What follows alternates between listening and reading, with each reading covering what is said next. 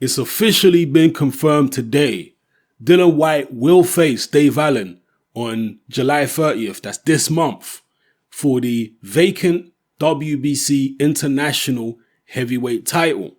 I'm very, very pleased about this. Most fans will be. It's going to be on the undercard of the Josh Warrington show against Highland.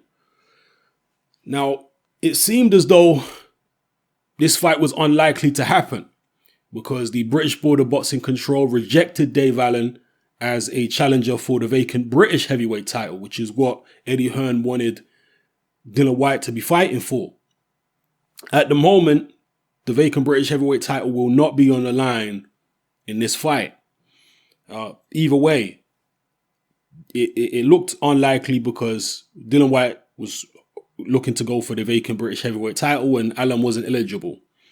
Then Dillian Whyte more recently said, you know what, forget about the British heavyweight title. I'll fight Dave Allen on July 30th without the British title, just for any other title. Even at that stage, it seemed, at least from the outside looking in, unlikely because of what Dave Allen's manager was saying, Steffi Bull, and also because of the short notice here. Because at the time when the press conference for this show took place, what was it, a week ago or whatever?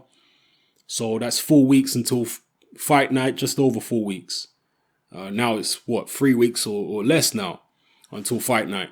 So again, it seemed unlikely, but whatever magic they've worked behind the scenes, Eddie Hearn and Dave Allen's team, they've managed to put it all together and we're going to get this fight. I pray that nobody pulls out because so many great fights, so many great matchups these days seem to end up with somebody pulling out. So let's all hope and pray that nobody pulls out of this fight. You know, we all want to see it. Now, I've seen a lot of people talking about who they think is going to win. And, you know, before I get into that, this is a natural fight to make, obviously. You got Dave Allen, who's from Doncaster, just down the road from Leeds.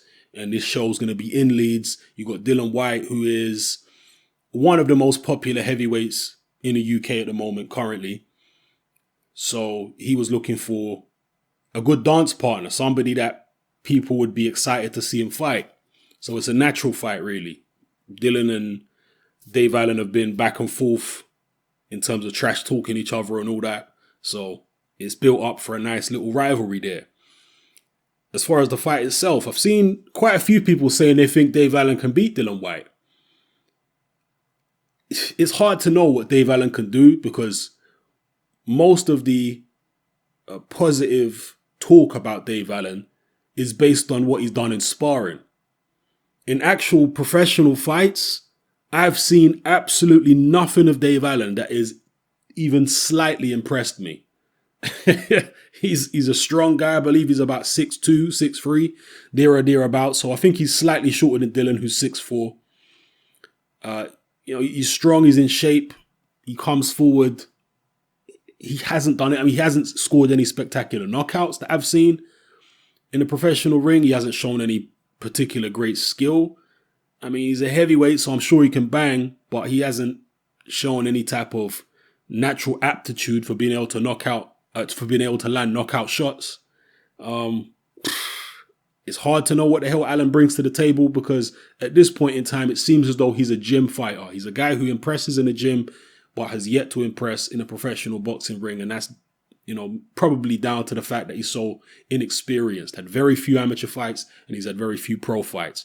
Dillian Whyte himself had very few amateur fights, but he did have a few more than Dave Allen.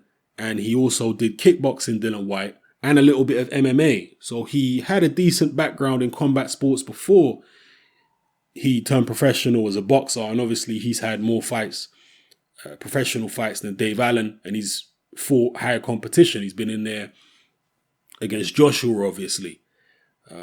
Dave Allen has sparred extensively with Joshua, apparently. Many, many rounds. He says he's never been hurt or down against Joshua in sparring, which I'm sure is not an easy thing to do, even with headgear and big 18, 20 ounce gloves on. So the word on the grapevine is he's got a very, very good chin. Stylistically, you look at Allen and Dillian Whyte.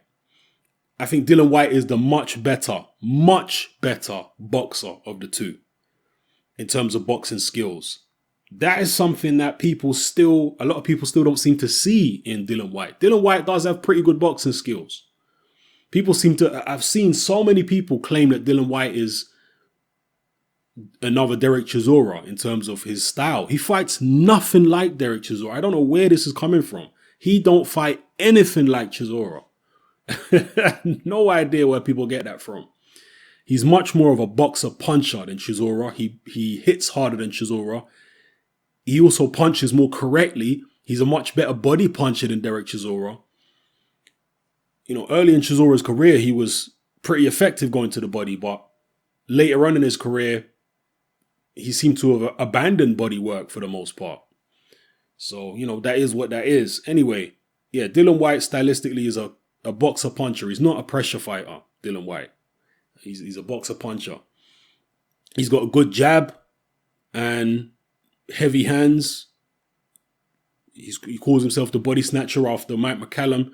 He does throw good body shots here and there. He hurt Joshua. It weren't just the left hook to the head that he caught Joshua with in that fight. He also hurt Joshua to the body in the same round, I believe it was. He's a pretty good counter puncher, as you saw with the left hook that caught Joshua. That was a counter punch.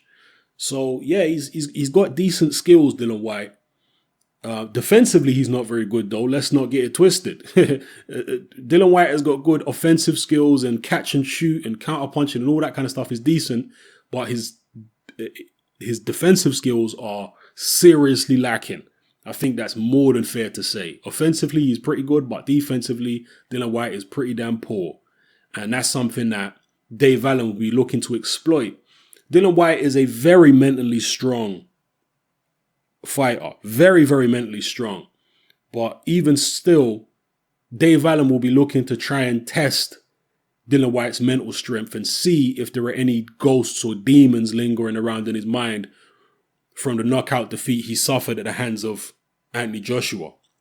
Dave Allen's going to want to test that. If his chin really is as good as they say it is, then we could be in for an absolute war here.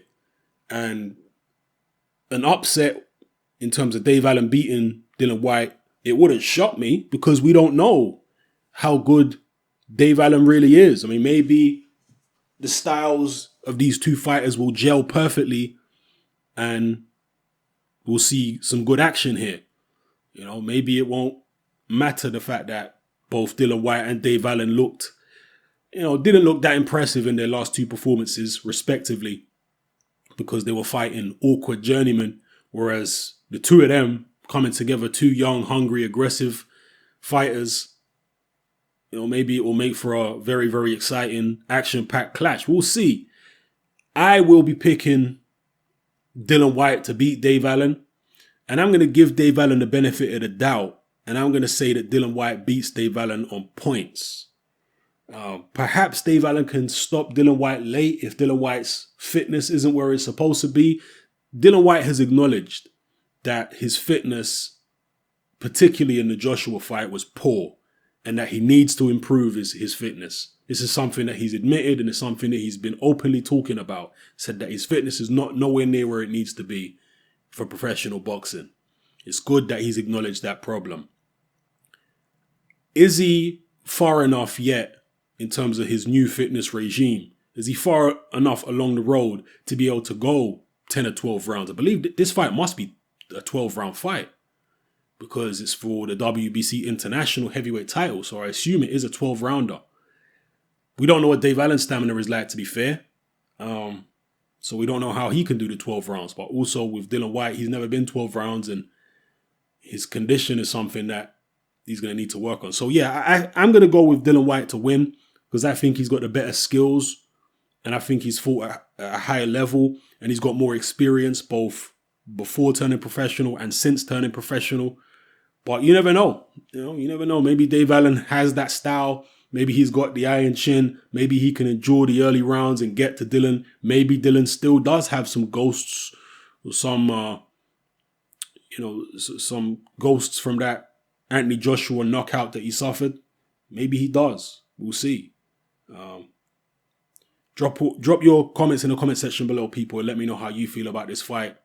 If there's anything I haven't mentioned about these two fighters here in terms of anything that'll be relevant, to the actual match when it takes place, then drop it in the comment section below. All right, definitely looking forward to this one. It's your boy Hatman, I'm out.